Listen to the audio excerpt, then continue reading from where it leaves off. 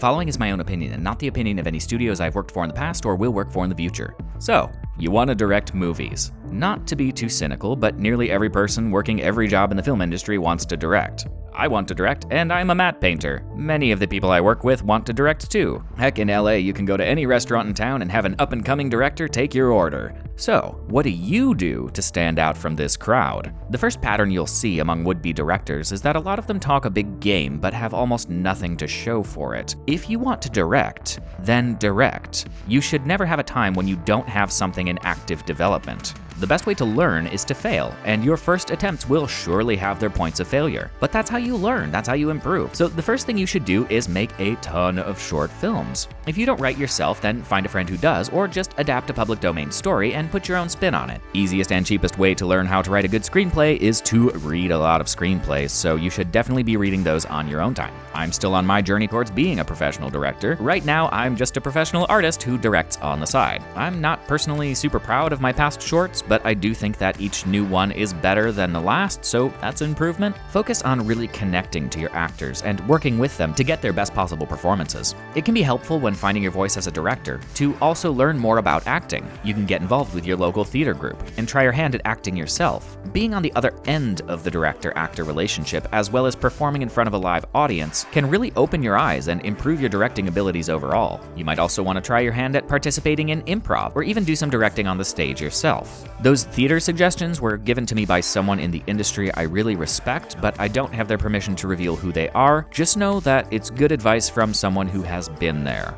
Through making your shorts, you can slowly build a director's reel. You'll have to work with other people, which will build your list of connections. You'll hopefully build confidence, and your resume will start looking pretty snazzy as your list of completed films grows. Those working relationships you build along the way are crucial. You must be organized and fun to work with. Friends help friends get jobs. That's life. If you're rude, disorganized, or uncommunicative, then you're sawing the legs off your own career. Filmmaking is stressful, and people treasure working with anyone who makes the process fun. A good attitude is better for your career than being a perfectionist always. I recommend making an IMDb profile for yourself and submitting your films to festivals so you can add them to IMDb as well. This way, you'll begin building credits while you continue making films. I plan to keep making shorts while writing features. Hopefully one day I'll finally have a short I can really be proud of. I feel like I'm just around the corner from where I want to be. While making these short films, I'll keep pitching my feature scripts and outlines wherever and to whoever I can. That's my plan, we'll see how it works out. But I'm in this for the long haul, and if you're a subscriber to this channel, then you're also along for the ride. Who knows what the future will bring? Personal advice aside, what do established directors have to say about becoming a director?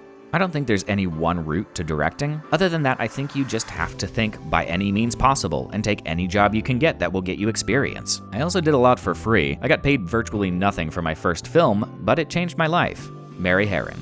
Nothing is original. Steal from anywhere that resonates with inspiration or fuels your imagination. Devour old films, new films, music, books, paintings, photographs, poems, dreams, random conversations, architecture, bridges, street signs, trees, clouds, bodies of water, light, and shadows. Select only things to steal from that speak directly to your soul. If you do this, your work and theft will be authentic. Authenticity is invaluable. Originality is non-existent. And don't bother concealing your thievery. Celebrate if you feel like it. In any case, remember what Jean-Luc Godard said. It's not where you take things from, it's where you take them to.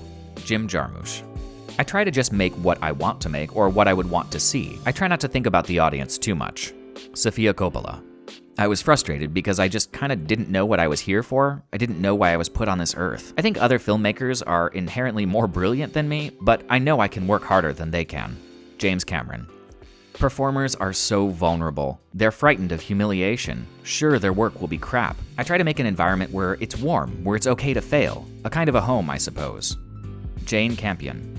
I think you can study too much. I've seen that happen. Young people can be immersed in the work of other directors and end up imitating them rather than finding their own identity. It's important to see the work of as many directors as possible, but you must not become self-conscious. You have to accept that your first attempts are going to be quite rough compared to the finished works of great masters. James Ivory. The most important job of the director is casting. If you can cast your film in an interesting way, then you're 50% there. You gain actors' trust sometimes through the rehearsal process, through interactions with them, by getting to know them, listening to their opinions. It's a little like being a therapist for a friend. Then, once an actor trusts you, you can give criticism in a positive way to shape the performance. If you don't have that trust relationship, it can be detrimental. On the other hand, I've worked with actors like Meryl Streep who are far more experienced than I am. In that case, it's all about working together to figure out who the character is, but then trusting the actor's instincts to be able to deliver that character on screen. Susan Siedelman. There is a wealth of information about directing out there, but the best teacher you'll ever have is experience. No matter what, keep making movies and never give up on yourself. I can't wait to see what you do. This has been Cinema Cemetery, digging 6 feet deeper into film and culture. Hey, thanks for watching that video. If you liked what you saw, give us a like. If you didn't, don't.